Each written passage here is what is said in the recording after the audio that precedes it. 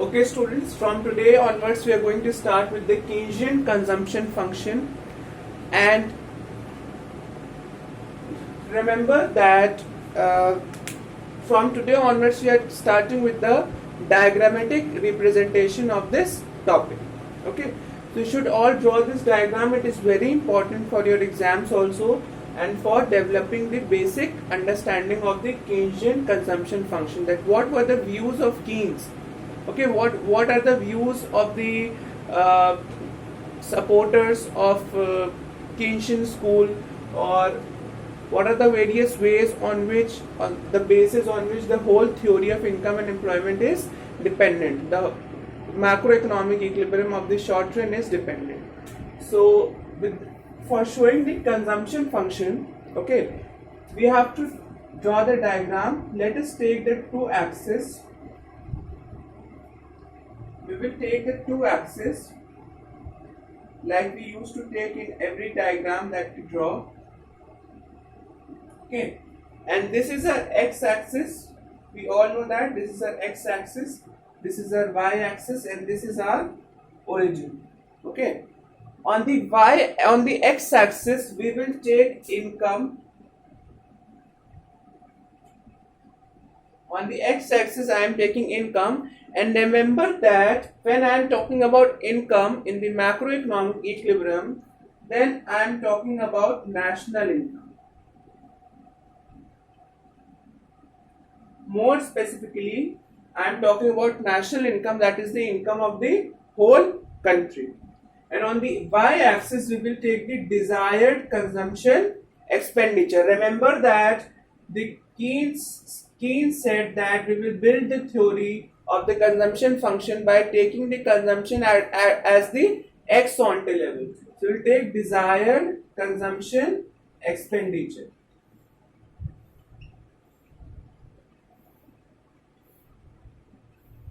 Take desired consumption expenditure on the y-axis. Okay. The first thing that we have to do to show the income on this graph. Okay. We have to show the income on this graph, and I will use this green ink to show the income. See, Keynes was of the view that in the short run the income, it will be drawn from the origin and it will keep on increasing. It will be a linear curve, a straight line. Okay, a straight line that we have to draw from the origin. A straight line that we have to draw from the origin, and whenever we are drawing any of the curve from the origin, then that curve we are drawing at the angle of 45 degree. You can all see that this axis that I have made, it is of 95 degree.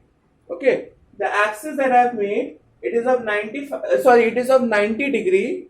Okay, well, if you keep the protector over here, then you will see this is of 90 degree.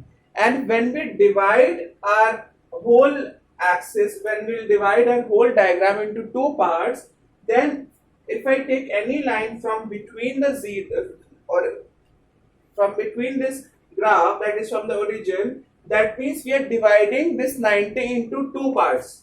So that means the straight line, that is the income line that is going upward, it is of 45 degree line. Like that means half of the things lie over here and half of the things lie over here. Alright, this is our income, and we all know that according to Keynes, income is nothing but consumption plus savings. Okay, so this line, it is showing us consumption plus savings. Alright, this income line is showing consumption and saving. Now if we want to draw the consumption line on this graph, if we want to show the level of consumption corresponding to our income level, then how we'll draw it? The consumption line will start from the y-axis. It will touch the y-axis and it will increase like this. This is our consumption line. Remember that it will always start from the y-axis, and at the point where it is touching the y-axis, mark it as point A, small a. Alright. This will be our consumption line. And where your consumption and income, they are intersecting each other, draw a perpendicular from there and name it as y1. Draw a perpendicular over there and name it as y1. Now we will start discussing what we are going to conclude from this diagram. Okay, you all can see that the first thing that we can see from the diagram is that when our income is increasing, okay, see with the increment in income, what is the behavior of the consumption line in an economy? That means if the national income of the economy increases, then the consumption of the economy will also go up because the consumption curve is increasing. So the first proposition that we are able to draw is that consumption is the function of income, and it is the direct function of income.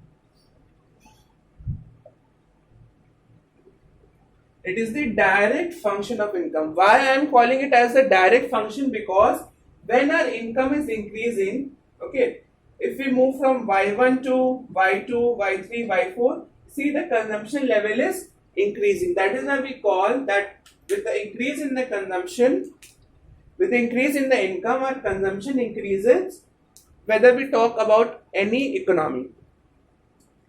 Then there is a second thing that you have to think about is that at this level, at the origin level, it means our income is zero. At this particular point, our income is zero, but you can see that our consumption is not zero at this point. There is some positive consumption at the zero income level also. Our consumption is touching the y-axis. Okay, if it is touching the y-axis, then it means that at this particular point, the consumption is some positive number. So even at the zero level of income, our consumption is some positive number. What is the implication of it? Is that Keynes said that whether any person, or if we talk about the whole country, if they are at the zero level of income, there will be some positive consumption always, because no one can, there cannot be zero consumption. And from where that consumption will happen, from where we will get that money for financing this consumption at zero level of income, we can use our past savings. Okay, whatever we have saved, we can borrow, we do anything, but we consume at least the necessities we consume to sustain, to live. Okay, that was the basic proposition, the main starting of the Keynesian theory, that even at the zero level of income, whether we talk about a single household or we talk about a nation as a whole, at the zero level of income also, there will be some positive consumption. And this consumption, the consumption that is at the zero level of income, it is known as the autonomous consumption. So this AO point, this region that I have marked, it is known as the autonomous consumption. Why it is known as the autonomous? Autonomous means something which is independent, which is not dependent. It is called autonomous consumption because it is independent of the level of income. The level of income is zero, but consumption is some positive number. That means this consumption is not dependent